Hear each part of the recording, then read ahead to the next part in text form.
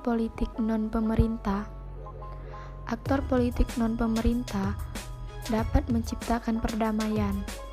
Perlu pendekatan yang sifatnya menyeluruh, menjangkau dan melibatkan pemerintahan maupun masyarakat. Potensi aktor non-pemerintah di dalam diplomasi telah diakui banyak kalangan. Konsep diplomasi multi-track yang menuntut adanya sinergi antara pemerintahan dan non-pemerintahan seperti LSM, akademisi, media, agamawan, usahawan, atau orang perorangan. Berikutnya, tujuan aktor dalam hubungan internasional. Tujuan para aktor dalam menjalin hubungan internasional adalah mereka yang memupuk power. Mereka ingin meningkatkan kemampuan menggerakkan orang lain dengan ancaman, janji, ataupun konsensi. Para aktor juga memiliki kemampuan memperoleh apa yang diinginkan atau output luar negeri misalnya, melalui kontrol terhadap lingkungan eksternal. Power digunakan untuk mempengaruhi aktor lain dalam bentuk persuasif atau kekuatan koersif. Jumlah penduduk, teritorial, kapasitas ekonomi, kekuatan militer, stabilitas politik, kepiawaian diplomasi internasional, dan potensi lainnya merupakan faktor yang dapat memperlemah dan juga memperkuat power suatu negara atau aktor lainnya dalam peraturan internasional. Keterampilan para diplomat yang tinggi dapat meningkatkan power tersebut, kendati kekayaan alam negerinya tidak seberapa. Posisi suatu negara di lintasan transportasi laut internasional dapat meningkatkan power suatu negara, tetapi sekaligus dapat memperlemah power negara tersebut, manakala penjagaan laut tidak seberapa, sehingga selat hanya dikuasai para perompak. Kemudian, aktor non-negara juga memiliki tugas untuk melengkapi dan membantu kinerja dari negara itu sendiri. Walaupun aktor non-negara cenderung tidak berkaitan dengan segala aspek kenegaraan dan tidak diatur oleh negara atau pemerintahan tertentu, tetapi kerap kali aktor non-negara berupaya untuk mendekatkan diri dengan pemerintahan suatu negara, bahkan dalam penyelesaian konflik ataupun permasalahan yang dialami oleh negara-negara yang bertikai. Dengan besarnya pengaruh aktor non-negara dalam hubungan internasional ini, menjadikan negara-negara lebih mudah dalam bekerja sama dengan negara lainnya di dalam hubungan internasional. Adapun pengaruh aktor non-negara dalam hubungan internasional, yaitu aktor non-negara turut ambil andil dalam mempengaruhi peristiwa-peristiwa yang terjadi dalam sektor hubungan internasional, baik itu intervensi dalam bentuk resolusi dan penanganan konflik yang terjadi dalam pertikaian negara, juga dalam upaya pemenuhan kebutuhan negara dalam bidang ekonomi, sosial, dan politik. Hal-hal ini menimbulkan paradigma lain bahwa di dunia ini negara-negara merupakan komponen yang memiliki interdependensi satu sama lain. Dalam hubungan saling ketergantungannya, negara tak terlepas dengan peranan aktor non-negara dalam melakukan interaksi dengan negara lain, di mana interaksi tersebut dapat berupa sebuah konflik atau pemenuhan kepentingan negara itu sendiri.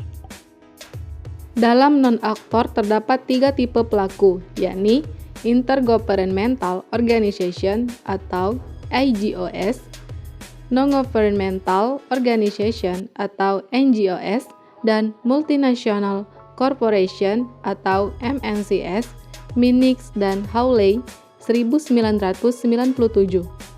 Tipe-tipe pelaku non-negara tersebut memiliki perannya masing-masing dalam menjalankan tugasnya sebagai pelaku hubungan internasional.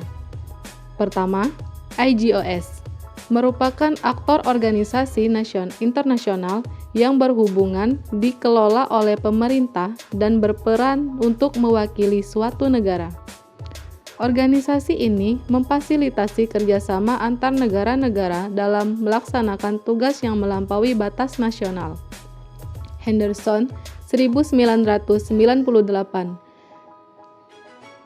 Contoh dari IGOS adalah Organisasi Internasional PBB atau Perserikatan Bangsa-Bangsa. PBB merupakan organisasi yang diciptakan untuk menegakkan perdamaian dunia dan kerjasama yang baik antar negara di seluruh dunia. Selain PBB, ada pula organisasi ASEAN yang tercipta untuk menjalankan interaksi hubungan internasional antar negara Asia Tenggara yang bertujuan untuk memajukan negara-negara di kawasan Asia Tenggara. Yang kedua, yakni NGOs. NGOs merupakan aktor organisasi internasional yang dibentuk dan tidak terkait oleh pemerintahan dan tidak mewakili suatu negara. Organisasi ini bertujuan untuk memberikan kontribusi untuk menyelesaikan permasalahan seperti ekonomi, terorisme, agama, ekosistem, dan lain sebagainya dalam dunia internasional. Organisasi ini bersifat transnasional dan menarik keanggotaan dari individu dan asosiasi swasta yang berlokasi di beberapa negara. Henderson, 1998. Dan yang ketiga adalah MNCS. MNCS merupakan aktor organisasi internasional yang berperan dalam bidang sosial dan permasalahan ekonomi. Organisasi ini biasanya berbentuk atau beranggotakan perusahaan multinasional yang tidak hanya ada dalam satu negara saja, tetapi juga tersebar di banyak negara di seluruh dunia. MNCS mempunyai peranan penting dalam hal ekspor dan impor. MNCS memiliki pengaruh yang sangat besar untuk menstabilkan perekonomian dunia. Jadi, pada dasarnya, semua aktor-aktor non-negara tersebut memiliki tujuan yang sama, yakni bekerja sama membantu aktor negara untuk berkontribusi dan menjalankan interaksi hubungan internasional. Kesimpulan, pelaku atau aktor non-negara adalah aktor yang bentuk kekuasaannya melebihi kekuasaan yang dimiliki negara.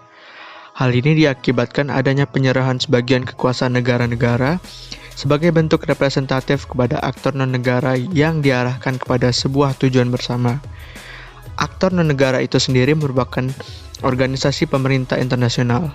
Pertama, adalah organisasi pemerintah antar negara. Kedua, organisasi non-pemerintah atau biasa disebut sebagai lembaga swadaya masyarakat. Dan yang ketiga adalah perusahaan multinasional. Untuk Indonesia sendiri masih terlalu bergantung pada organisasi non-negara atau non-pemerintah, karena hampir semua hal harus berasal dari luar, terutama pada swasta-swasta yang tergabung dalam MNC. Negara terlalu mudah untuk dilobi oleh negara asing, sehingga yang terjadi produk dalam negeri kurang diminati karena harganya maupun kualitasnya.